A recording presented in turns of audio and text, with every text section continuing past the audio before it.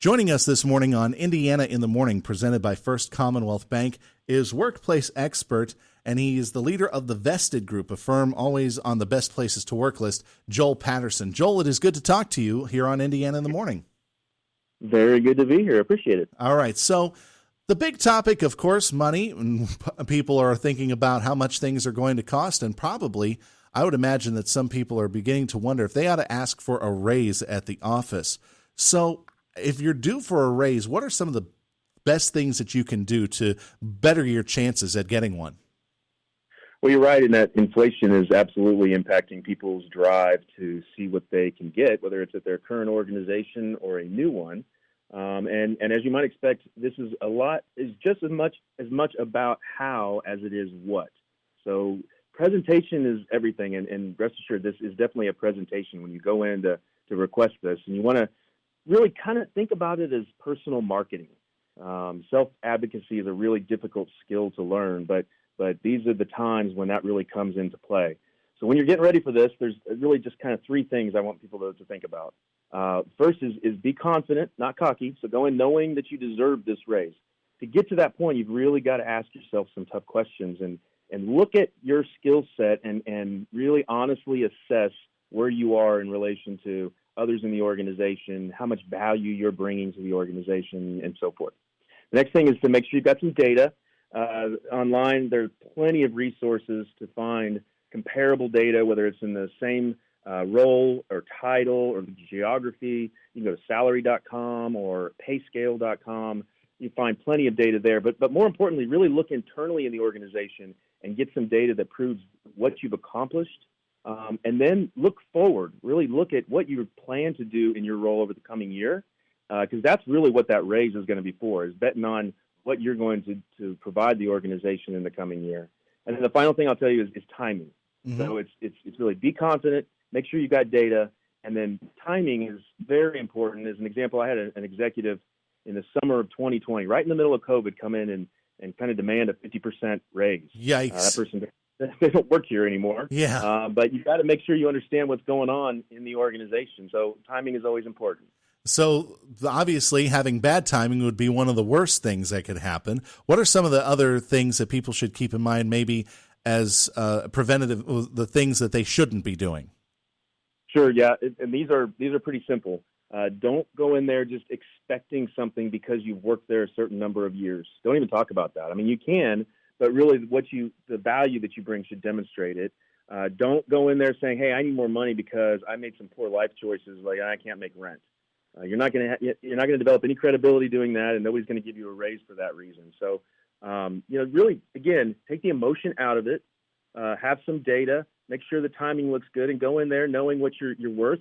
Because the reality is, if you are not satisfied after that conversation, there are many opportunities available to people that want to just change organizations or maybe change careers entirely. Now is a really good time to look. I'm assuming that this could have been a part of why people have started to suddenly either quit their jobs or go find other employment, to kind of the mass resignation, if you will, the great resignation that I think some companies have termed this. So would you agree with me on that this is part of that? Oh, 100%. Yeah, it's been going. This isn't new. Inflation has really driven a lot of recent activity, but since we came out of COVID and recognizing that, hey, we can kind of do and work in any kind of situation, it opened people's minds to, well, maybe I should try this, or maybe I should start a job or a business, or maybe I've always wanted to be a school teacher, or whatever it might be.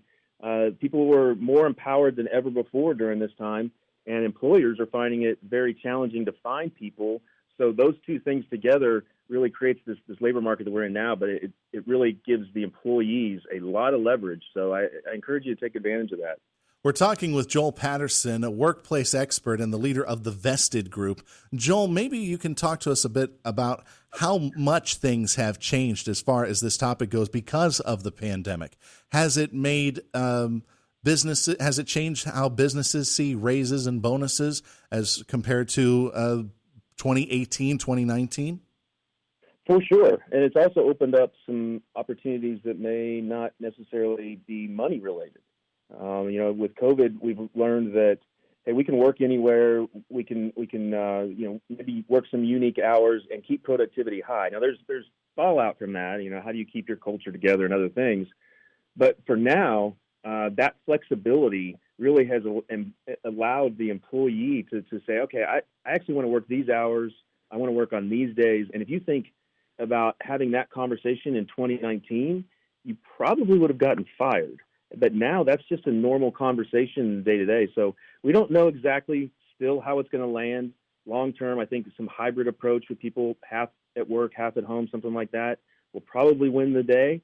But until we get there, anything is fair game. So when you're going into these conversations, if there's something unique about your situation, maybe you need more childcare, or maybe you need some kind of food allowance, or whatever it might be, nothing is out of the realm of possibility. So I would encourage you to just take those ideas and take them with you, and you never know, they might say yes. I think the big thing to take away is that it doesn't really hurt to ask, right? Yeah, never. And right now, employers are kind of expecting a lot of people to ask. The Great Resignation definitely drove a lot of this, but I think as people's cost of living goes up through this inflationary cycle, it's clearly going to drive even more of these conversations. So just be prepared, take the emotion out of it, and you'll probably do better than you expect. All right, Joel Patterson, thank you very much for joining us here on Indiana in the Morning to talk about this, about things that people should keep in mind for negotiating those pay increases and better benefits in the workplace. Thanks again for joining us. Hope things are going well for you down there, and hope to talk to you again soon. Thank you very much. Appreciate it. Have a good one. You too, sir.